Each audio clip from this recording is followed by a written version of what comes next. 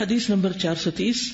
حدثنا الحسن بن الربيع حدثنا ابو الاحوص عن الأعمش عن زيد بن وهب قال عبد الله حدثنا رسول الله صلى الله عليه وسلم وهو الصادق المصدوق قال ان احدكم يجمع خلقه في بطن امه 40 يوما ثم يكون علقة مثل ذلك ثم يكون مضغة مثل ذلك ثم يبعث الله ملكا ويؤمر ب4 كلمات ويقال له اكتب عمله ورزقه وأجله وشقي أو سعيد ثم ينفخ فيه الروح فإن الرجل منكم ليعمل حتى ما يكون بينه وبين الجنة إلا ذراع فيسبق عليه كتابه فيعمل بعمل أهل النار ويعمل حتى ما يكون بينه وبين النار إلا ذراع فيسبق عليه الكتاب فيعمل بعمل أهل الجنة.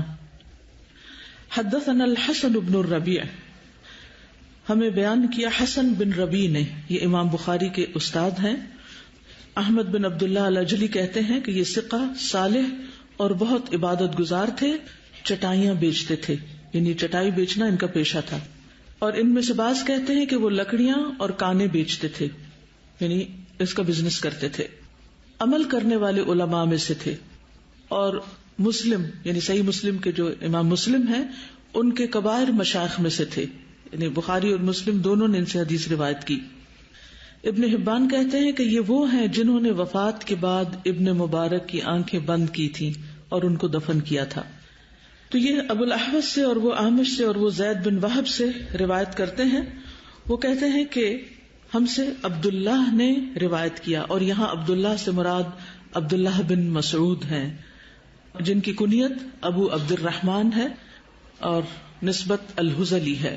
یہ سابقون الاولون میں سے تھے، اسلام کے ابتدائی دور میں اسلام لانے والوں میں سے تھے. انہوں نے 2 ہجرتیں کی. 2 ہجرتیں کون سی؟ حبشہ اور مدینہ کی. بدر، احد، خندق اور بیعت الرضوان میں شریک ہوئے.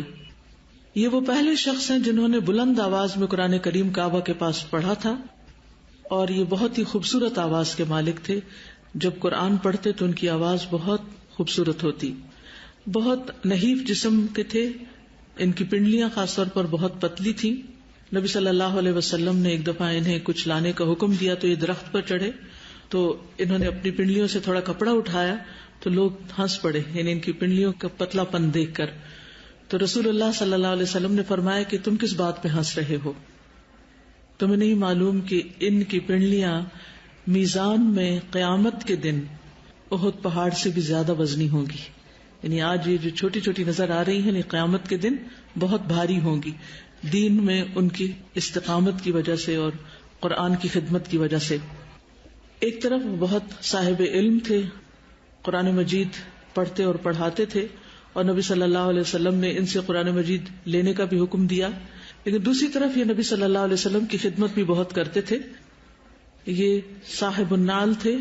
جب نبی صلی اللہ علیہ وسلم اپنے جوتے اتارتے تو یہ اپنے ہاتھوں میں لے لیتے تھے، اور اسی طرح آپ کا تکیہ اور آپ کا جو وضو کا برتن تھا اس کو بھی اٹھایا کرتے تھے، اس کو اپنے ساتھ رکھتے تھے، خاص طور پر سفر میں.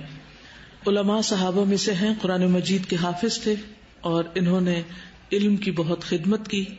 اور یہ کہتے ہیں کہ میں نے رسول اللہ صلی اللہ علیہ وسلم کے منہ سے 70 صورتیں اخذ کی، یعنی براہ راست ڈائریکٹ ان سے سیکھی، جن کے بارے میں مجھ سے کوئی جھگڑا نہیں کر سکتا. ابو موسیٰ اشعری کہتے ہیں کہ میں نے نبی صلی اللہ علیہ وسلم کو دیکھا کہ ابن مسعود کو وہ اپنے گھر والوں کی طرح ٹریٹ کرتے تھے، یعنی گویا وہ ان کے گھر والوں میں سے ہیں. اور پھر عمر رضی اللہ عنہ ان کے بارے میں کہتے ہیں کہ لقد ملی فقہا، کہ یہ فقہ سے بھرے ہوئے تھے، یعنی دین کی بہت زبردست سمجھ بھی رکھتے تھے. یعنی صرف قرآن کے قاری نہیں تھے بلکہ قرآن کی سمجھ بوجھ بھی رکھتے تھے. مدینہ منورہ میں ہی فوت ہوئے، بقیع میں دفن ہوئے. 32 ہجری میں ان کی وفات ہوئی، تقریباً 60 سے کچھ اوپر سال پہ.